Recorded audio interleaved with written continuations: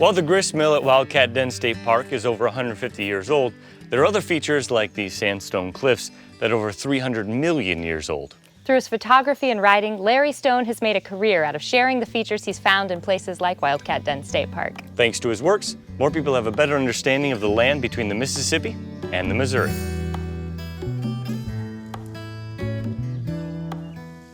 Larry Stone says he's been taking pictures for over 50 years.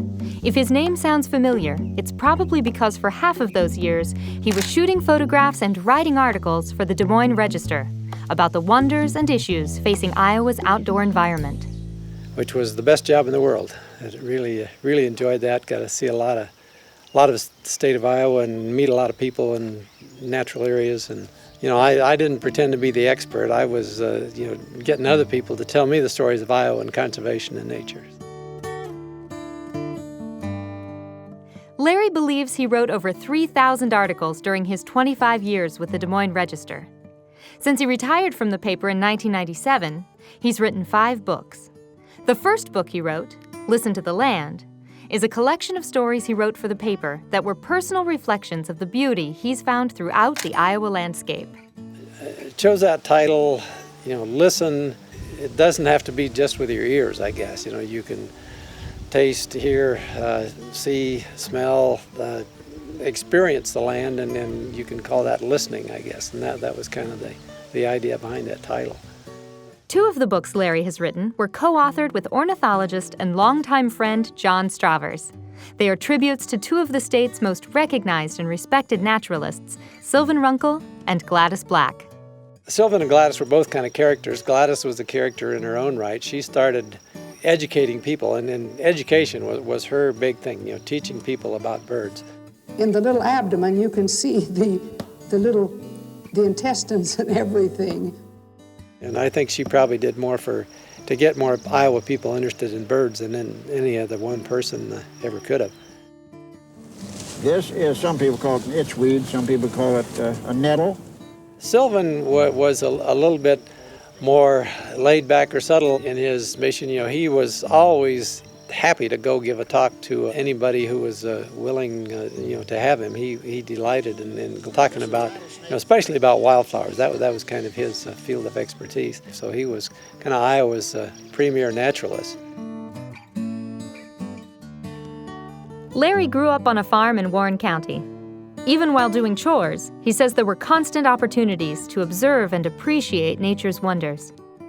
Whether feeding the cattle or something as unglamorous as hauling manure out to the field, while you could, there would be birds to see or sometimes wildlife around, or just a lot of things to do on the farm. Pick wild plums, pick wild grapes, and pick wild strawberries, and just the opportunities that I had that not enough kids have an opportunity to do now. Larry has spent his life planting seeds he hoped would grow into an appreciation of the state's prairies, woodlands, and waterways.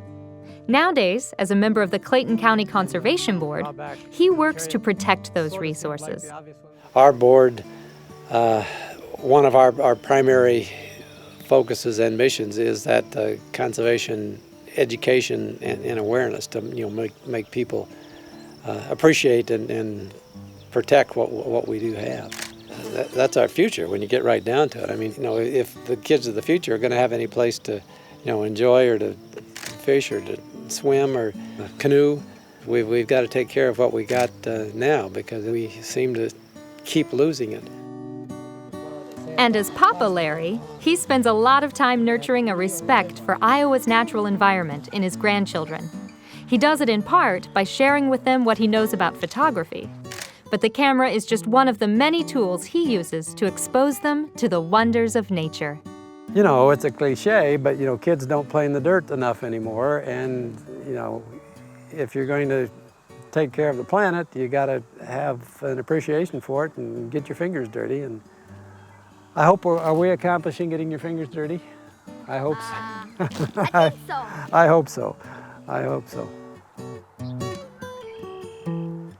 We got to climb trees, we got to pick up acorns, we got to look for snails and watching birds and, you know, a lot of things to do besides take pictures. You know, that's good for me because I sometimes get too focused on only this flower or this image, and I, you know, forget about the things around me. So when I have the grandkids along, well, that helps me appreciate the other things too. Tell you what, I had the best job in the world for 25 years at the Des Moines Register, yeah. And I still have got the best job in the world. You know, when you can go out anytime you want to and photograph outdoors with the kids, well, that's hard to beat.